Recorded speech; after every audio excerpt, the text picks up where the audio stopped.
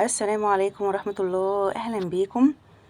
فيديو النهاردة هنكمل باقي الشنطة. طبعا الفيديو السابق احنا كنا عملنا القاعدة وعملنا ارتفاع 10 سطور أو 11 سطر بالشكل ده. طبعا اللي لسه ما شافش الفيديو الجزء الأول هحط لكم اللينك في صندوق الوصف. طبعا أنا هنا عملت ارتفاع 11 سطر وعملوا معايا 10 سنتي. طبعا لو اول مره تشوفي قناتي، انا قناه كروشيه كوين. لو لسه ما اشتركتش في القناه اشتركي وفعلي زر الجرس ليوصلك كل جديد. انا هنا بوريكم طبعا السنتي. يعني هنا مقاس القاعده كانت 22 سنتي او 20 زي ما تحبي، عايزه تكبري تكبري. طبعا الفيديو الجزء الاول كان موضح ازاي.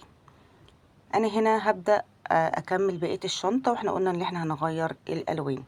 قبل هنا نهاية السطر مثلا بأربع غرز هبدأ هنا هدخل اللون التاني. أنا هدخل هنا اللون الرمادي، وهبدأ هنا أحط الخيط بالشكل ده وهشتغل عليه عدد من الغرز عشان أثبت شوية الخيط بالشكل ده.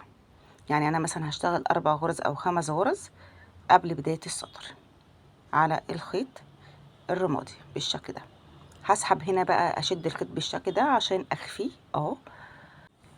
اخر غرزة هنا انا مش هسحب منها الخيط الكحلي، هبدأ اسحب الخيط الرمادي منها بالشكل ده. هنا في اول غرزة هشيل الماركر، واحنا طبعا بنعلم من اول السطر. هعمل هنا غرزة عميقة، يعني مش هخش تحت الحلقتين، انا هخش من تحت الحرف الفي بالشكل ده، وهعمل غرزة عميقة وهعلم اول السطر. طبعا احنا بنشتغل حلزوني. السطر ده هنشتغله بالطريقة دي، تابعي معايا. اول غرزة عملتها غرزة عميقة، الغرزة اللي بعدها هعملها غرزة عادية تحت الحلقتين بالشكل ده. الغرزة اللي بعدها غرزة عميقة بالشكل ده كده، واللي بعدها غرزة عادية. انا واخدة الخيط الكحلي معايا شوية اثبته، وبعد كده هقص غرزة عميقة وغرزة عادية لنهاية الدور بالشكل ده.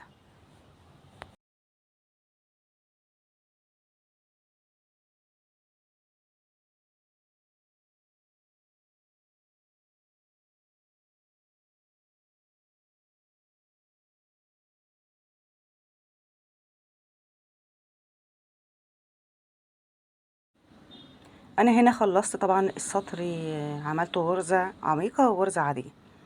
هنبدأ بقى نشتغل في ارتفاع الجزء الرمادي. الارتفاع طبعا اللي هشتغل فيه هنشتغل بغرزة الحشو العادية. انا طبعا هشيل الماركر وهبدأ اشتغل فوق كل غرزة غرزة حشو. منساش اعلم اهم حاجة اول السطر. تمام. هنشتغل فوق كل غرزة غرزة حشو، وهنعمل عدد من السطور بالمقاس المناسب. هرتفع مثلا 10 سنتي، ايا كان مقاس الخيط اللي معاكي هترتفع 10 سنتي. عملوا معاكي بقى 10 سطور، 12 سطر، 13 سطر، هترتفعي 10 سنتي.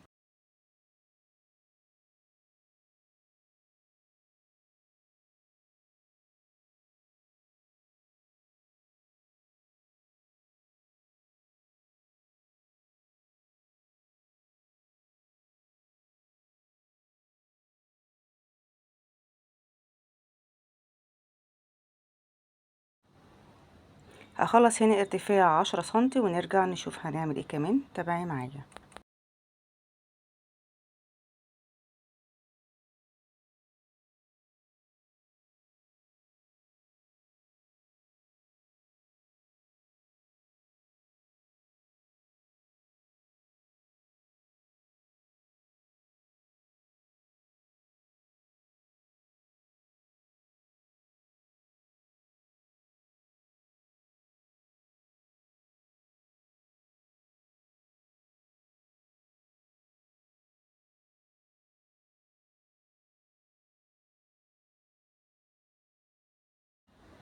انا هنا بعد ما خلصت طبعا ارتفاع الخيط بالخيط الرمادي او الخيط الفضي بالشكل ده.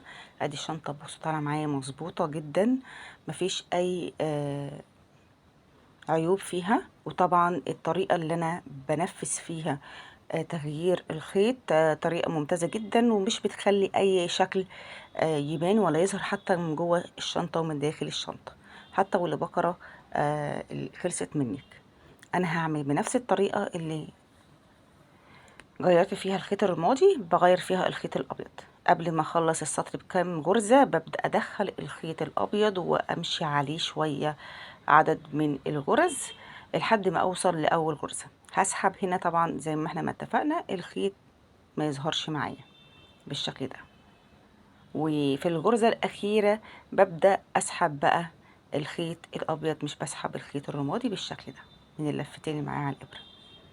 وهشتغل بنفس النظام زي ما عملنا في الخيط الرمادي. هشيل الماركر، أول غرزة هشتغل فيها بغرزة عميقة، مش بعمل تحت الحلقتين، بنزل تحت الغرزة نفسها بالشكل ده.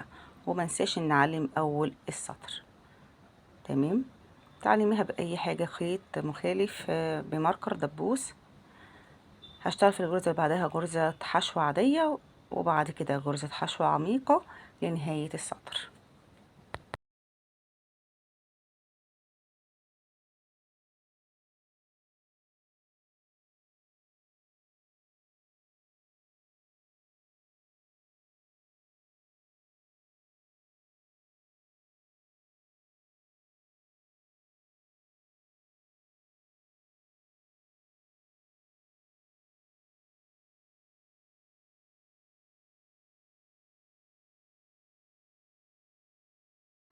خلصت هنا السطر واشيل الماركر وهبدأ اشتغل عدد من السطور بغرزة الحشو العادية. فوق كل غرزة هنشتغل غرزة حشو، وهنعمل 10 سنتي من الخيط الابيض. هخلص الجزء بالخيط الابيض كله غرز حشو عادية لحد ما اوصل للارتفاع المناسب.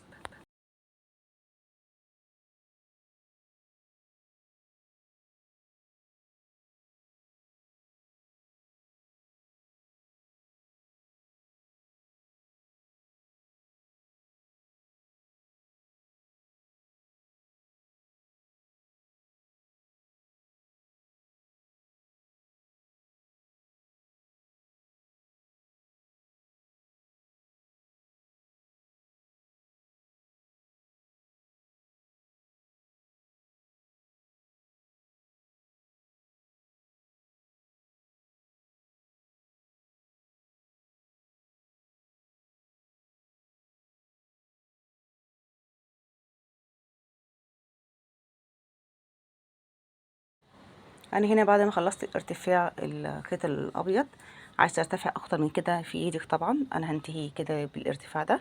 وادي الشنطه معايا هنا مظبوطه وما شاء الله ما فيهاش اي عيوب، وطبعا الشنطه واسعه وبرضك نضيفه من جوه. انا هنا هشيل الماركر وهبدا اشتغل في السطر الاخير. هنا هشتغل بغرز المنزلقه. الغرزه المنزلقه بتفيد معايا في حواف الشنطه، بتكون متماسكه شويه. هعلم اول غرزة عشان منساش معايا اول السطر بالشكل ده. هبدأ اشتغل هنا الغرزة المنزلقة في اللفة الخلفية. هخش داخل اللفة الخلفية دلوقتي اهو بالشكل ده، واسحب الخيط وبعد كده اخرجه من اللفة اللي معايا على الابرة. دي الغرزة المنزلقة. هدخل تحت اللفة الخلفية بالشكل ده واخرج من اللفة اللي معايا. هخلص لنهاية الدور كله غرز منزلقة.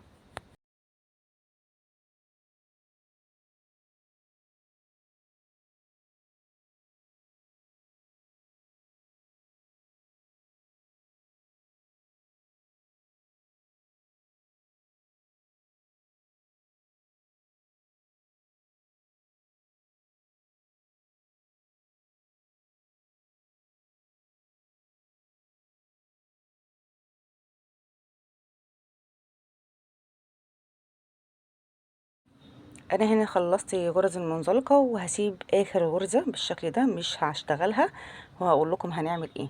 هشيل الماركر وهقص الخيط. طبعا انا بلسعه بالولاعه لان الخيط السلسله بينسل. هبدا بقى اسحب الخيط بالشكل ده وهلضمه او ممكن انفذ بالابره اللي معايا.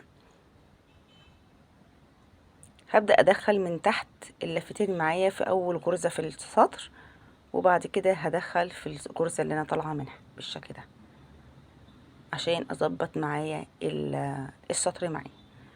بعد كده هنضف بقى الخيط تحت السطور وهخفي الخيط خالص بالشكل ده طبعا للتثبيت، وطبعا بننضف الخيط.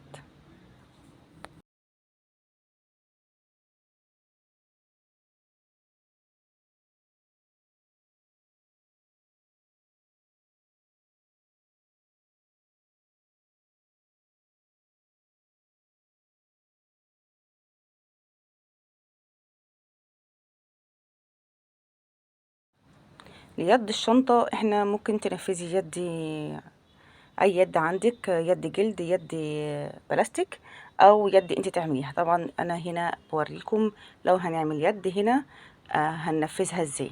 تمام. اليد دي ان شاء الله باذن الله هتبقى ليها فيديو ليها باذن الله على القناه، هينزل قريب بالشكل ده. انا هنا اليد ديت لو انا هركب يد زي كده رد بالخيط، انا ممكن هركب فيها حلقه، او ممكن نركب يد جلد. يد جلد بقى لونها رمادي كحلي ابيض من الوان الشنطه، مناسب ليكي. تمام. بالشكل ده المناسب ليكي تقدري تعمليه، واللي شايفاه انتي شايفاه احسن ليكي اعمليه. لو ما عندكيش يد الجلد تقدري تنفذي يد من الخيط بالشكل ده، وان شاء الله زي ما انا بوريكي دلوقتي، وهنفذ لك اليد دلوقتي ان شاء الله على القناه باذن الله. انا هنا بوريكي لو هتعملي يد هتركبي يد. طبعا انت تقولي في التعليقات اي يد افضل وشكلها اشيك في الشنطه. انا هنا قررت ان اركب اليد الجلد صراحه، وحسيت ان شكلها مناسب. وبرده اكتبي لي في التعليقات انه يد كان شكلها افضل للشنطه. هنا لو هتثبتي يد الجلد بالشكل ده، لو اليد ما فيهاش حلقه بتبقى فيها اخرام بالشكل ده، بنبدا نثبتها بالشكل ده. هجيب الخيط الاول، اول ما ابدا الاول اثبت الخيط في الشنطه نفسها، وبعد كده ابدا اثبت اليد. تابع معايا التثبيت.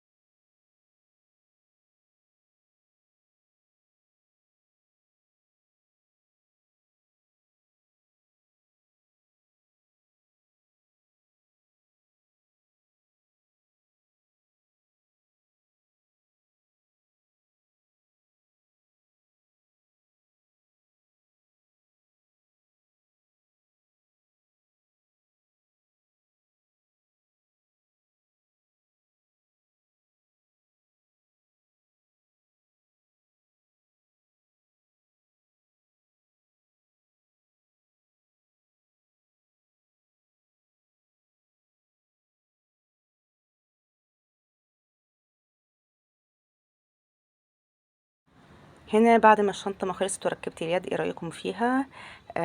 الشنطه طلعت تحفه بجد، ومقاسها كبير، وممكن تركبي فيها بقى بطانه. لو انا مش شايفاها محتاجه بطانه، بس ممكن تركبي بطانه، تركبي فيها كباسين ان شاء الله. ممكن انفذ معاكي البطانه في فيديو جديد. لو لسه مكمله معايا لحد هنا، يا ريت تعملي باشتراك ولايك، وتكتبي لي تعليق محفز، وتقولي لي من اي بلد بتشاهديني، ونفسي اعمل ايه في القناه تاني لسه ما عملتهوش. ودمتم في رعايه الله، والسلام عليكم ورحمه الله.